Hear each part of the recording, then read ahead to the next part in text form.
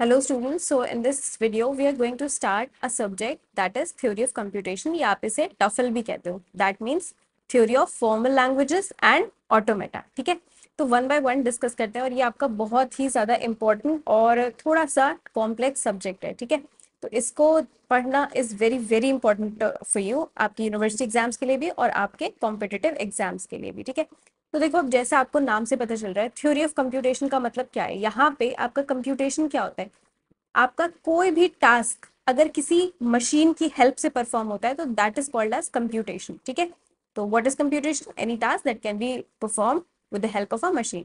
तो सपोज करो being a computer science student, अगर आपको मैं एक प्रॉब्लम दूं, है ना, आपको एक प्रॉब्लम दी गई है, लेट्स से पी. ठीक है, अब आपको अगर इसका सॉल्यूशन फाइंड करना है तो आप क्या करोगे? सबसे पहले इसके लिए स्टेप बाय स्टेप क्या करोगे? एल्गोरिथम लिखोगे, राइट. एल्गोरिथम लिखने के बाद आप क्या करोगे?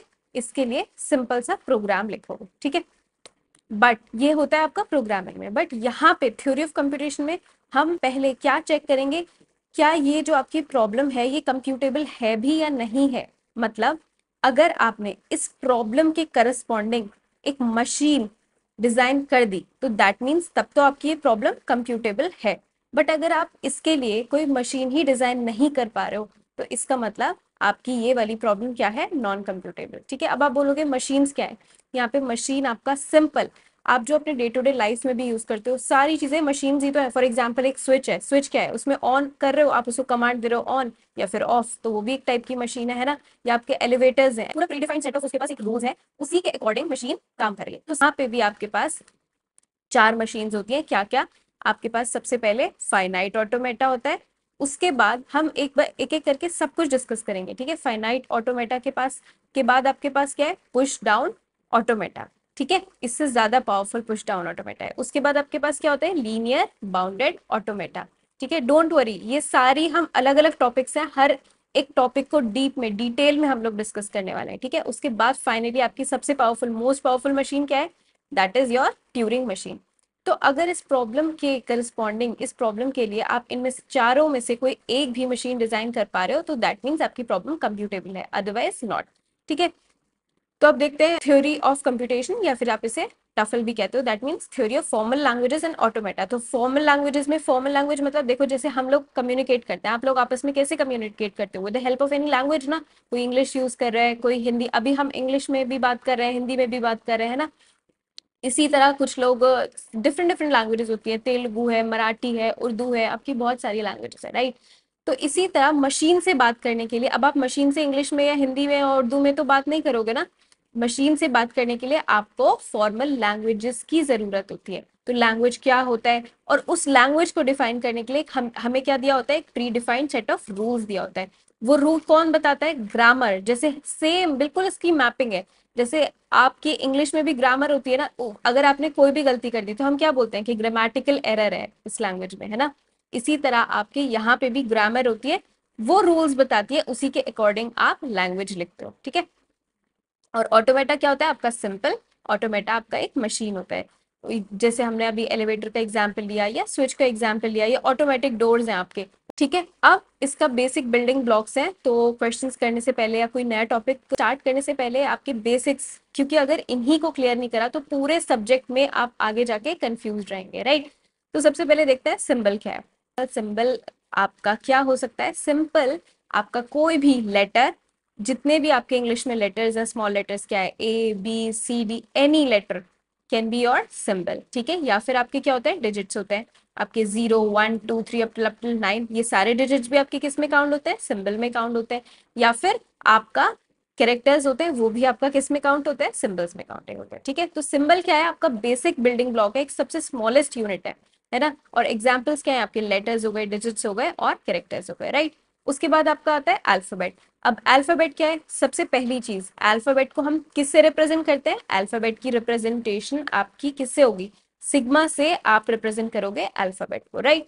और अल्फाबेट कुछ नहीं है, सिंपल सेट ऑफ सिंबल्स, या आप कह सकते हो कलेक्शन ऑफ सिंबल्स को आप क्या कह दोगे? Alphabet, input alphabet. तो हमेशा आपको क्वेश्चन में दिया रहेगा, जो भी आपकी प्रॉब्लम होगी, जो भी आपको मशीन डिजाइन करनी होगी, उसमें आपको एक अल्फाबेट दिया जाएगा, जिसमें अगर सपोज करो यहाँ पे अल्फाबेट में आपको 0 1 2 डिजिट्स दिए या फिर आपके अल्फाबेट में क्या दिया है, लेटर्स दिए हैं ए बी सी डी, ठीक है।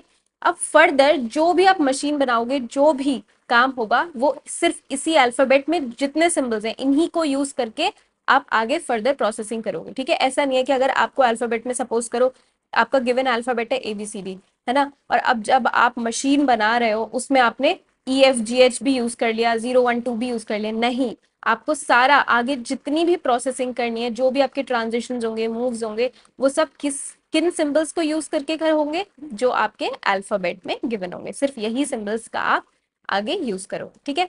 तो देखो क्लियर है इतना। Alphabet is a finite non empty set of symbols denoted by sigma in theory of computation. Examples are these. Obviously ये फाइनाइट सेट होगा, ऐसा कोई अल्फाबेट हो सकता है जिसमें मैं बोल दूं कि आपके इनफाइनाइट सिंबल्स होंगे, नहीं, ये हमेशा क्या होगा, फाइनाइट होगा और नॉन एम्प्टी सेट होगा, राइट। अब नेक्स्ट देखते हैं। नेक्स्ट आपका स्ट्रिंग क्या है। सबसे पहले आपने क्या देखा, सिंबल देखा। कलेक्शन ऑफ सिंबल्स को क्या कहते हैं हम, कलेक्शन ऑफ सिंबल्स को अल्फाबेट कहते हैं। अब स्ट्रिंग क्या है आपका, string is a finite sequence of symbols. आप किसी भी एक सीक्वेंस ऑफ सिंबल्स को क्या कहते हो, स्ट्रिंग कहते हो। फॉर एग्जाम्पल आपके अल्फाबेट में देखो, यहाँ पे आपके अल्फाबेट में दिया है मैंने, अभी एक ही लेटर रखते हैं, नहीं चलो दो लेटर्स लेते हैं, आपके अल्फाबेट में दिया है मैंने A और B, ठीक है। तो अब इसकी पॉसिबल स्ट्रिंग्स क्या क्या हो सकती है, कोई भी सीक्वेंस आपका AB हो गया, BA हो गया, ये सारी आपकी क्या होती है, ये सारी आपकी हुई स्ट्रिंग्स हुई। या फिर ABBA BBA, किसी टाइप का भी सीक्वेंस को हम क्या कहेंगे, स्ट्रिंग कहेंगे, ठीक है। ये तो आपने प्रोग्रामिंग में भी पढ़ा होगा स्ट्रिंग। तो अब यहाँ पे रीड आउट करते हैं। Finite sequence of symbols, symbols could be chosen from the alphabet. Obviously जैसे अभी मैंने डिस्कस किया, आपका जो भी सिंबल्स होंगे वो आप अल्फाबेट से ही चूज करोगे। ऐसा नहीं है कि अगर आपको स्ट्रिंग जनरेट करने दिया मैंने और इनपुट अल्फाबेट ये है और यहाँ से आपने स्ट्रिंग जनरेट कर दी CAB, ये पॉसिबल है नहीं। तो आपके सिंबल्स वही यूज होंगे जो कि आपके अल्फाबेट में होंगे, राइट। उसके बाद डिनोटेड बाय सिंबल W। अब यहाँ पे हमने इसको W से क्यों डिनोट कर सकते हो आप स्ट्रिंग को, क्योंकि स्ट्रिंग क्या होती है, जैसे इंग्लिश में वर्ड्स होते हैं ना, इसी तरह स्ट्रिंग आपकी क्या है, एक वर्ड। एग्जाम्पल, अगर आपके इनपुट अल्फाबेट में क्या दिया हुआ है, 0 और 1 दिया हुआ है, देन आप इसका कोई भी पॉसिबल कॉम्बिनेशन, पॉसिबल सीक्वेंस आपका क्या होगा, आपकी स्ट्रिंग होगी। फॉर एग्जाम्पल 0 1 0 1 1 1, ठीक है, ये सारी आपकी क्या है, स्ट्रिंग्स है, which can be the sequence of any sequence of symbols, ठीक है। अब एम्प्टी स्ट्रिंग क्या होती है, ये बहुत इंपॉर्टेंट है, ये याद रखना है कि एम्प्टी स्ट्रिंग क्या होती है। आपका यहाँ पे एक स्पेशल सिंबल होता है जो कि epsilon, this is your epsilon, इसको बहुत लोग ऐसे भी लिखते हैं, ठीक है। तो ये आपका क्या है, ये एम्प्टी स्ट्रिंग है, मतलब इसमें कोई सिंबल नहीं है, ठीक है। तो ये एक ग्रीक स्मॉल लेटर है और इसको हम क्या कहते हैं, एप्सिलॉन कहते हैं। और इसकी लेंथ कितनी होती है, इसे एम्प्टी स्ट्रिंग क्यों कहा गया है, क्योंकि इसकी लेंथ होती है 0, ठीक है। तो रीड आउट करते हैं। Greek small letter epsilon is used to denote empty string and that is the string consisting of 0 symbols. Obviously इसके अंदर कोई भी सिंबल्स नहीं है, ये आपका कोई भी लेटर नहीं है, कोई भी सिंबल नहीं है, कोई डिजिट नहीं है, ये अपने आप में एक स्पेशल सिंबल है जो कि क्या है, एप्सिलॉन। और इसकी लेंथ कितनी है, इसकी लेंथ है आपकी 0, या आप कह सकते हो नल, इसीलिए से क्या कहा जाता है, एम्प्टी स्ट्रिंग, या आप इसे नल स्ट्रिंग भी कह सकते हो, right. Length of the string क्या होती है, आपके किसी भी स्ट्रिंग की लेंथ कितनी होती है, जितने उसमें सिंबल्स होते हैं। फॉर एग्जाम्पल यहाँ पे देखो, ये आपकी एक स्ट्रिंग है ना, इसमें कितने सिंबल्स हैं, 1 2 3 4, डिफरेंट सिंबल्स नहीं, आपके टोटल नंबर ऑफ, काउंट यहाँ पे हमें बताना है, तो यहाँ पे काउंट कितना है, 4 सिंबल्स है ना, तो इस वाली स्ट्रिंग की लेंथ आपकी कितनी होगी, 4 होगी। बट क्या यहाँ पे एप्सिलॉन, ये जो नल स्ट्रिंग है, इसमें कोई सिंबल है नहीं है, तो इसकी लेंथ कितनी हुई, इसकी लेंथ है आपकी 0, ठीक है। अच्छा, एक और एग्जाम्पल दिया है यहाँ पे आपको 0 1। तो अगर मैंने ये इनपुट अल्फाबेट में मुझे 0 1 आपके लेटर्स सिंबल्स दिए हुए हैं, तो इससे मैंने स्ट्रिंग बनाई है। अब इसकी लेंथ कितनी होगी, और लेंथ को हम कैसे डिनोट करते हैं, लेंथ को हम इससे डिनोट करते हैं, मतलब ऐसे, ठीक है।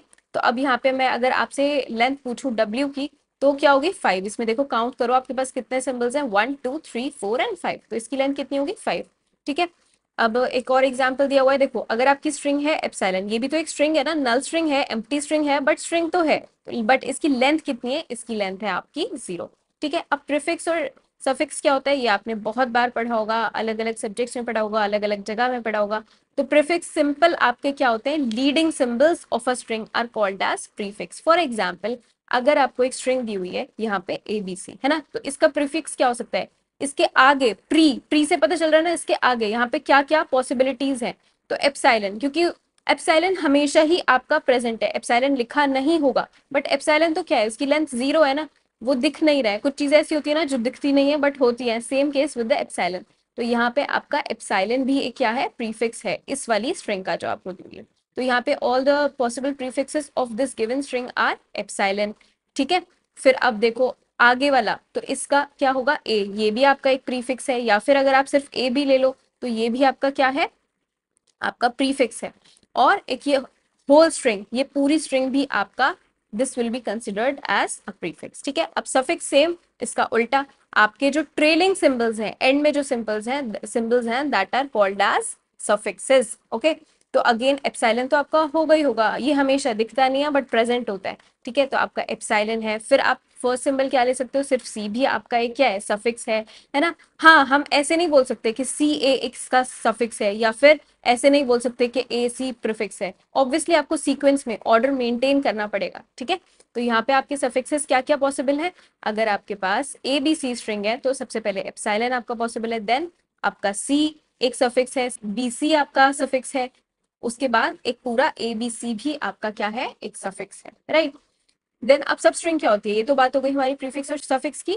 अब सब स्ट्रिंग क्या होती है, स्ट्रिंग अगर आपको दी हुई है तो उस स्ट्रिंग के किसी भी पार्ट को हम क्या कहते हैं, सब स्ट्रिंग। ठीक है, फॉर एग्जाम्पल यहाँ पे देखो ए बी सी दिया, ए भी एक सब स्ट्रिंग है, बी सी भी एक सब स्ट्रिंग है, एप्सिलॉन तो होता ही है, एप्सिलॉन तो हमेशा प्रेजेंट हो गई, दिखता नहीं है, इसको ऐसे याद रख लेना, दिखता नहीं है बट होता है। ठीक है, क्योंकि कुछ चीजें हमें दिखती नहीं है बट होती है। तो यहाँ पे आपका एप्सिलॉन भी एक सब स्ट्रिंग है, ए आपकी सब स्ट्रिंग है, बी भी एक, इंडिविजुअली एक एक लेटर भी, एक एक सिंबल भी आपका सब स्ट्रिंग है। ठीक है, बहुत इजी टॉपिक्स है बट इससे भी कभी कभी आपसे क्वेश्चंस पूछे जा सकते हैं। ठीक है, तो इग्नोर कर देते हैं बट इसको इग्नोर नहीं करना है। उसके बाद आपका कुछ सिंपल सिंपल आपके पास ऑपरेशंस है, कॉन्कैटिनेशन ऑफ स्ट्रिंग। ठीक है, तो कॉन्कैटिनेशन क्या होता है, सिंपल, अगर आप एक स्ट्रिंग को दूसरी स्ट्रिंग के साथ क्या कर दोगे, अपेंड कर दोगे, तो दैट इज योर कॉन्कैटिनेशन। हम एग्जांपल के साथ देखते हैं, देखो अगर आपके पास दो स्ट्रिंग्स दी हुई है W और X। ठीक है, W में क्या है आपका 111 और X में क्या है आपका 0101। यहाँ पे आपका किसका कॉन्कैटिनेशन करना है, WX का, तो W के बाद अपेंड कर दो सिंपल X को, this is not XY, this is WX। ठीक है, तो कॉन्कैटिनेशन क्या होगा आपका W, ये देखो W आपका कहाँ तक है, ये आपका W है और ये आपका x है, तो सिंपल हमने क्या किया, x को उठा के w के बाद अब एंड कर दिया। ठीक है, अब लैंग्वेज क्या होती है, अभी हमने डिस्कस किया, जैसे आपको एक दूसरे से बात करने के लिए, कम्युनिकेशन के लिए लैंग्वेज की जरूरत होती है ना, इसी तरह मशीन से बात करने के लिए हमें फॉर्मल लैंग्वेजेस की जरूरत होती है, जिसमें एक प्रॉपर रूल्स कौन देता है, हमें ग्रामर, हमें लैंग्वेज के लिए क्या देती है, रूल्स देती है। ठीक है, और लैंग्वेज का मतलब होता क्या है, basically language is your collection of strings. ठीक है, एक कलेक्शन मैंने दे दिया कि सारी ऐसी स्ट्रिंग्स लिखो, एक रूल है कि स्टार्टिंग विद 0 है ना, और आपके इनपुट अल्फाबेट में क्या है, सपोज कीजिए आपके इनपुट अल्फाबेट में दिया हुआ है 1 और 0।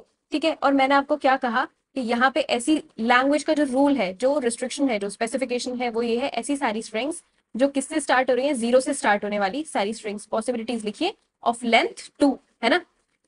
तो यहाँ पे क्या क्या पॉसिबिलिटीज हो सकती है, आपका 0 1 हो सकता है, 0 0 हो सकता है, आपका 0 1 हो सकता है, और कोई पॉसिबिलिटी है नहीं, क्योंकि और तो कुछ हमारे पास इनपुट अल्फाबेट में सिंबल ही नहीं है ना, तो या तो 0 0 होगा या 0 1 हो सकता है, क्योंकि हमारे पास लेंथ 2, अगर लेंथ 3 होती तो फिर तो बहुत सारे हो सकते थे, 0 1 1 एंड सो वन। ठीक है, बट अगर हमें लेंथ 2 दी हुई है तो ये आपकी क्या हो गई, लैंग्वेज हो गई।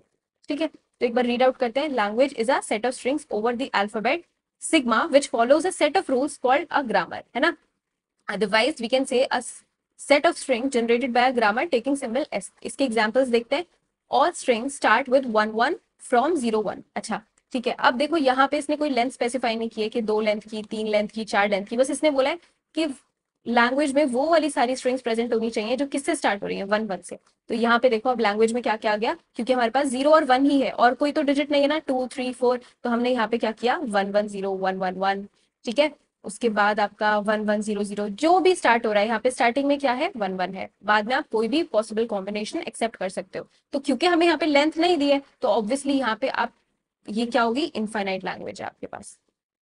ठीक है, तो हमने अब इस सबसे क्या पढ़ा, आपके पास सबसे पहले क्या होता है, सिंबल्स होते हैं, जिसमें आपका क्या क्या आ सकता है, आपकी डिजिट्स होती है ना, आपके लेटर्स होते हैं, कैरेक्टर्स होते हैं। सिंबल के बाद क्या है आपका, अल्फाबेट है, अल्फाबेट में क्या होता है, आपके सिंबल्स होते हैं ना, कलेक्शन ऑफ सिंबल्स आप बोल सकते हो, आपके पास अल्फाबेट है। फिर उससे बड़ा क्या होता है, आपके पास है string, right.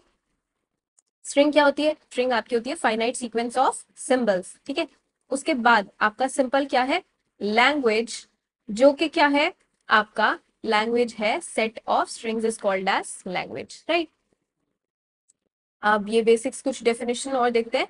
The language, natural language क्या होती है, अभी हमने डिस्कस किया। लैंग्वेज आपकी नेचुरल, हम जो भी लैंग्वेज कम्युनिकेशन के लिए जो भी हम मीडियम यूज करते हैं, that is your natural language, है ना। बट मशीन से तो हम नेचुरल लैंग्वेज में बात नहीं कर सकते ना। अब फॉर्मल लैंग्वेज क्या होती है, collection of strings where format, हमें फॉर्मेट कौन देता है, हमने बहुत बार डिस्कस किया, फॉर्मेट हमें देता है grammar, where format is important and meaning is not important.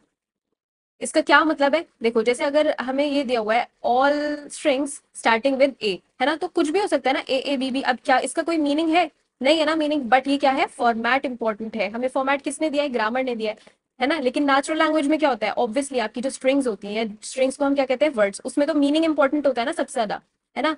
अगर कोई सपोज करो एक कोई भी वर्ड है वो, है ना, काउ है, डॉग है, ये सारे क्या है, इनके मीनिंग्स है ना। बट यहाँ पे मीनिंग नहीं होता है, क्या इंपॉर्टेंट है आपका, फॉर्मेट इंपॉर्टेंट है। जैसे अगर मैंने बोल दिया कि स्टार्टिंग विद ए, तो this format is very important, और ये फॉर्मेट कौन देता है, ग्रामर फॉर्मेट देता है। तो देखो ग्रामर क्या होता है, set of rules use to generate the string for a particular language, ठीक है।